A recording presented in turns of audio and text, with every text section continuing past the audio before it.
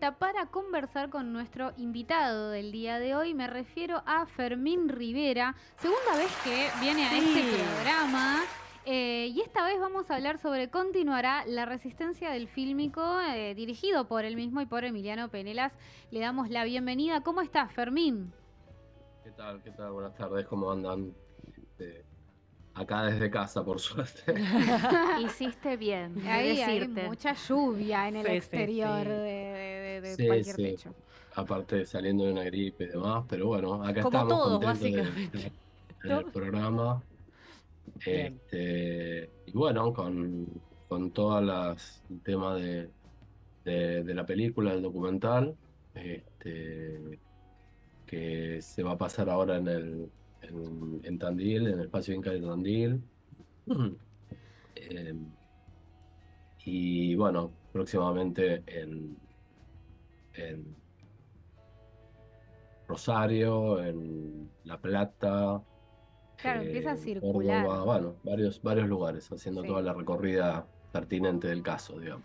Contanos un poco, últimamente solemos preguntar bastante esto, que tiene que ver con estos estrenos que ya no están tan como focalizados en una sola semana de estreno en todos lados, todo o nada y listo, sino que se van como expandiendo en el tiempo, ¿no? Digo, tuviste unas semanas acá, ahora empezás a sumar otras posibilidades de ver, digo, ¿cómo estás acompañando este estreno y cuáles son las primeras repercusiones con las que te estás encontrando con el público? Mm.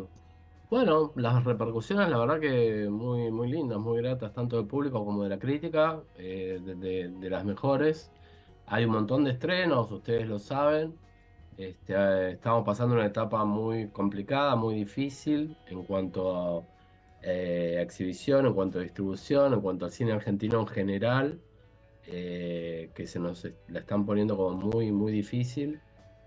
Las nuevas autoridades sin ningún tipo de fomento y cerrando cada vez más las puertas de exhibición o cuota de pantalla, el cine Gumón y demás.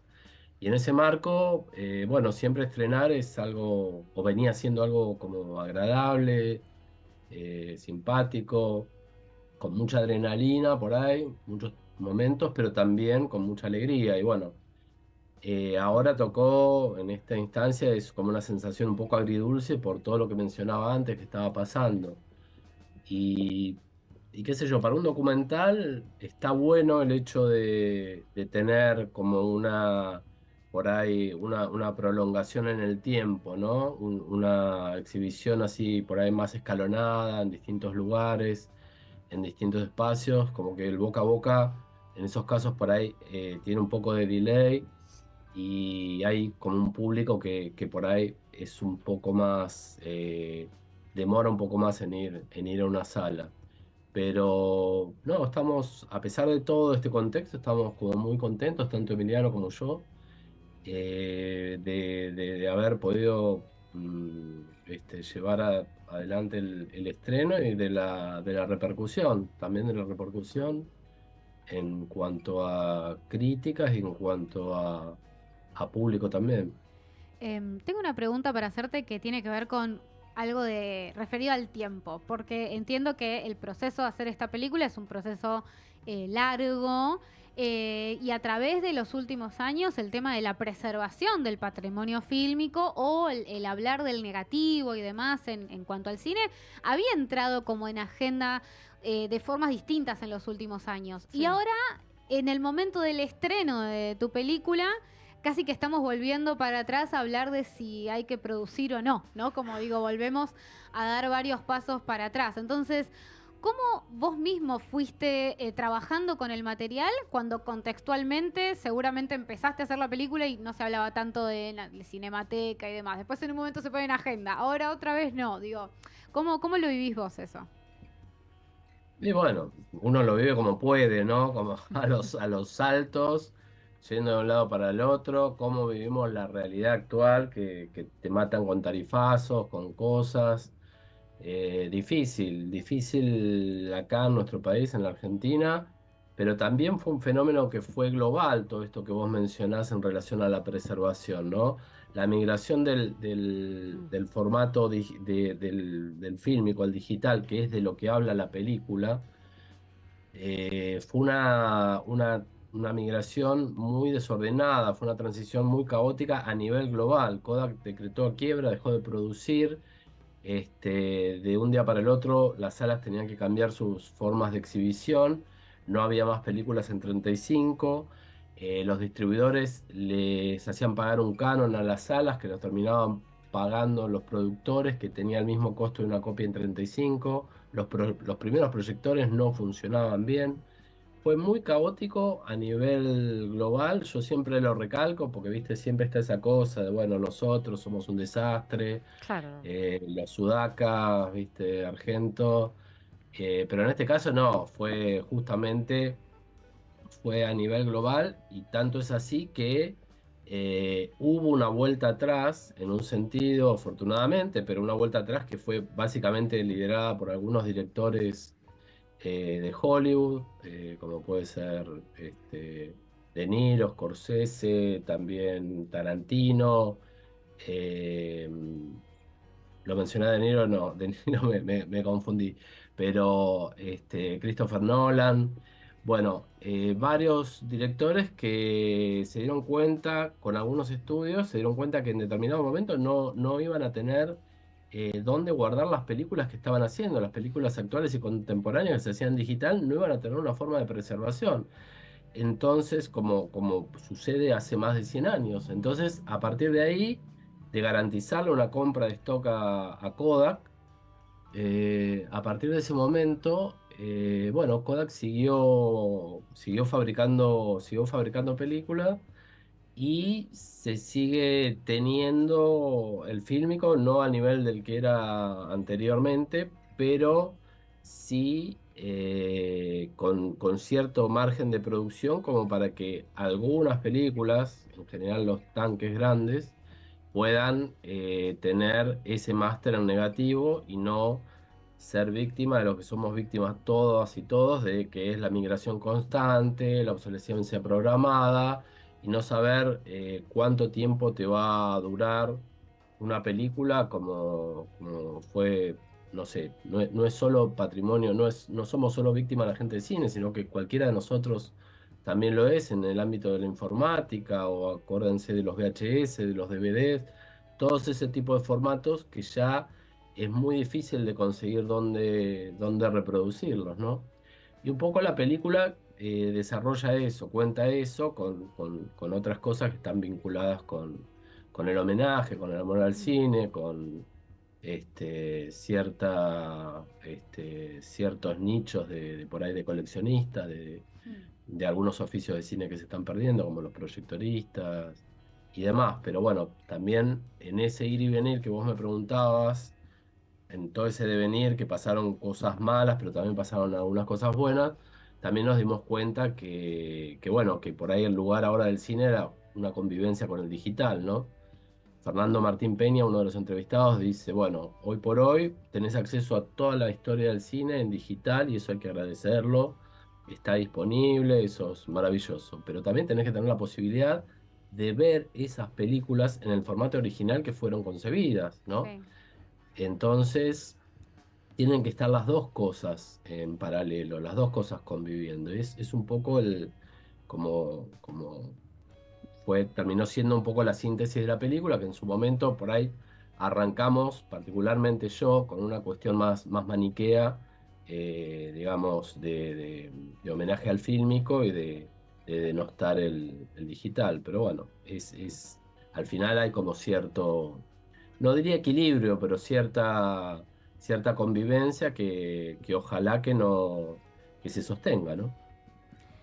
Fermín, dentro de la película, a lo largo de toda la narración, hay muchísimo material de archivo, muchísimas imágenes. Y quería preguntarte un poco cómo fue la selección, la búsqueda de ese material, cómo lo hacen dialogar también con imágenes de la actualidad, si nos podías contar un poco de ese trabajo. Ujú. Bueno, hay muchas, hay citas de películas, ¿no? Hay muchas citas de Sí. películas desde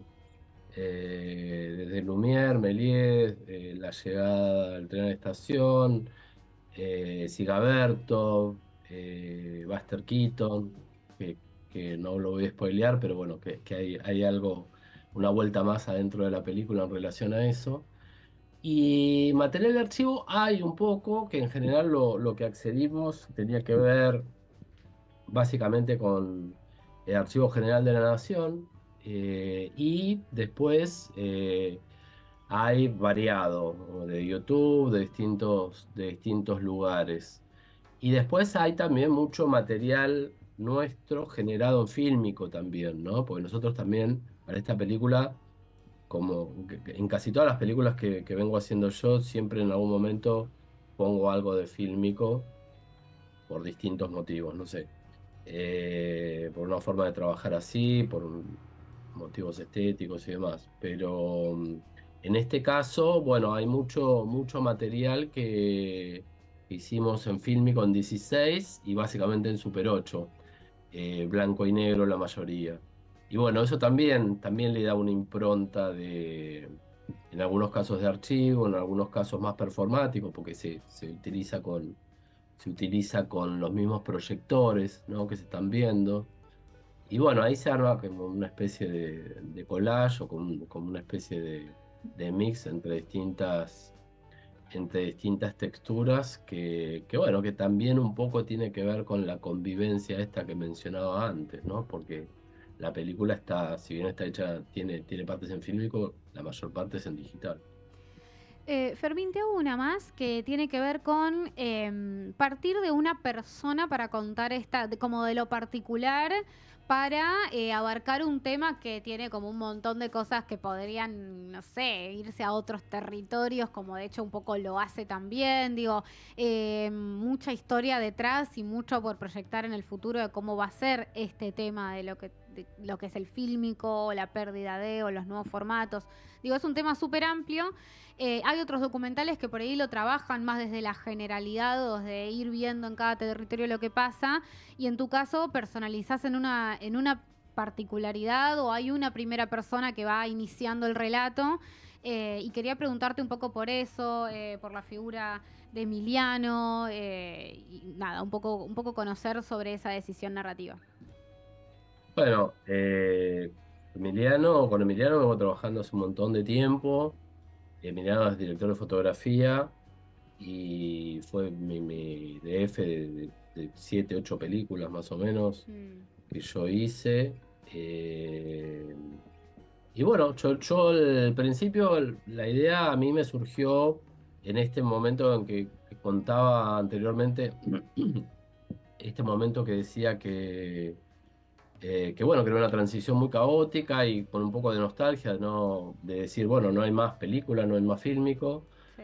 Y por otro lado, como una cosa muy contradictoria, que por ahí también está pasando ahora, ¿no? Que la gente festejaba eso, ¿no? Uf. Sobre todo alguna gente de cine, los productores festejaban el hecho de que no hubiera más fílmico, no hubiera más copias en 35, sobre todo por una supuesta baja de costos. Mm.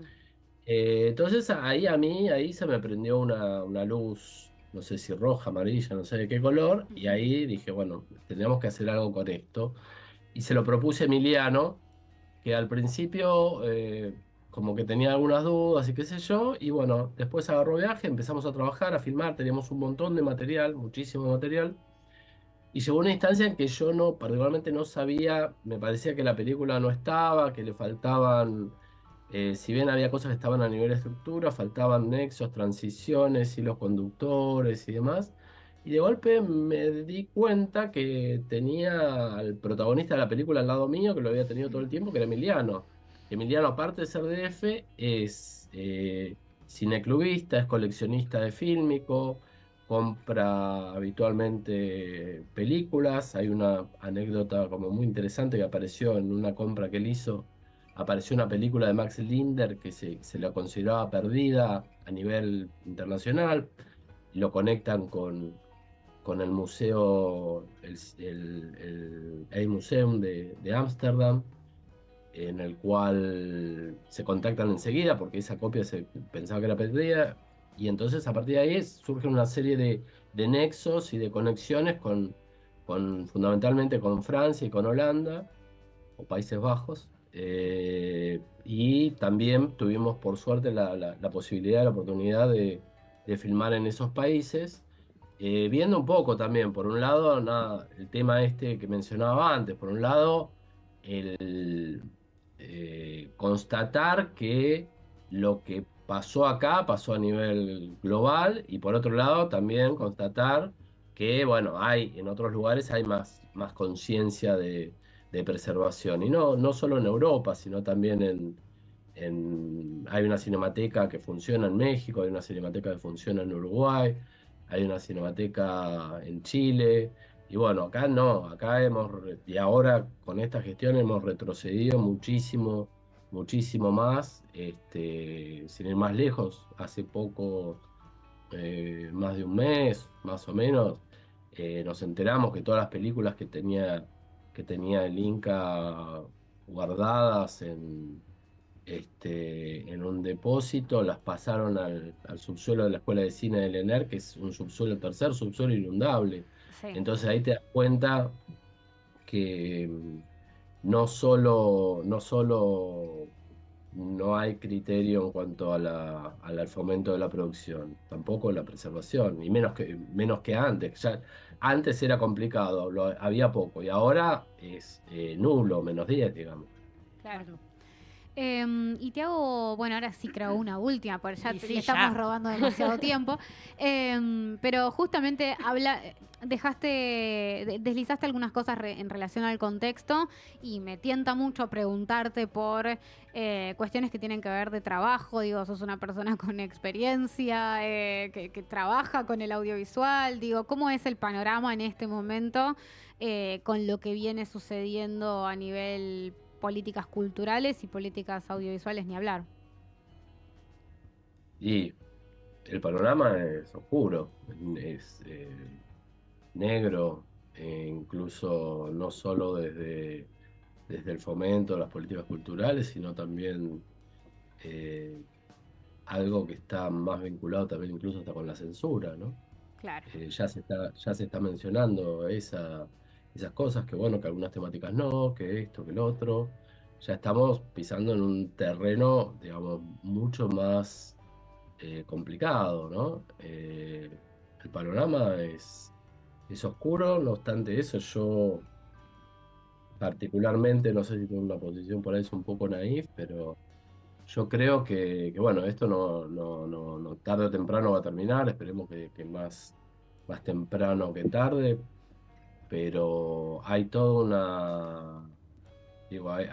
una fuerza vinculada con la producción, con el cine argentino, con películas que han tenido muchos premios en todos lados, con actores, con técnicos súper capacitados, con escuelas de cine, con estudiantes, con jóvenes que están tomando la posta y que tienen muchísimo ímpetu y energía y potencia de trabajo. Y bueno, yo no creo que sea tan fácil borrar de un plumazo algunas cosas, todas estas cosas que se hicieron, que pudieron haber tenido alguna cosita para mejorar, pero no este desguace que se está haciendo ahora, ¿no? De ninguna manera, de ninguna manera. Así que, y por otro lado, yo siempre suelo hacer como una analogía también con la película. Bueno, también el cine continúa, el fílmico continuará y va a continuar, y esperemos que por mucho tiempo. Y bueno, yo creo que el cine argentino también, en algún momento se van a acomodar un poco las cosas. Esperemos que más temprano que tarde, ¿no? Fermín, muchas gracias por conversar con nosotras. Esperaremos todas estas nuevas fechas de la película. Así que bueno, el mayor de los éxitos continuará. Bueno, gracias. Paso un aviso porque Dale. hoy se pasa otro documental mío, que es RJW, que creo que yo había estado con Sí, ustedes. sí. Es un documental Exactamente. sobre Rodolfo Walsh, que se pasa hoy en el Cine York a las 21, y yo voy a ir al final de la proyección para charlar con el público. Hermoso, hermoso documental, así que gracias por la recomendación. Y sí, y pueden complementar viendo la entrevista que Ya hicimos con que Fermín está, hace claro. 2 años, así que sí, Ah, buenísimo. bueno, completo. Gracias, Fermín, un abrazo. Bueno, gracias a ustedes. Chao, chao.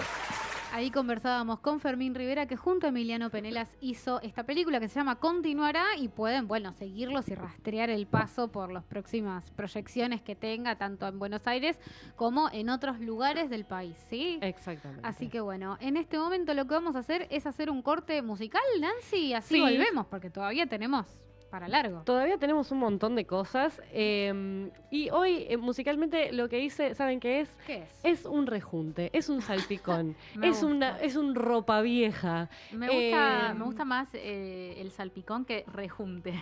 Sí, la palabra rejunte es fuerte. Vamos a decirle Revuelto. salpicón, vamos a decirle... Vieron que siempre yo tengo una cancioncita de más, una por las dudas que no Ah. suele sonar. Mira. Entonces lo que hice fue traérmelas por las dudas que quedaron sin sonar y Me gusta, dije, porque es como los que no loco, pudimos escuchar en este claro, programa. exactamente. La anterior era de Now and Then, una de las pelis de las que hablé en el mes de la amistad. Y la que va a sonar ahora suena al final de The Bear y es Disarm de Smashing Pumpkins.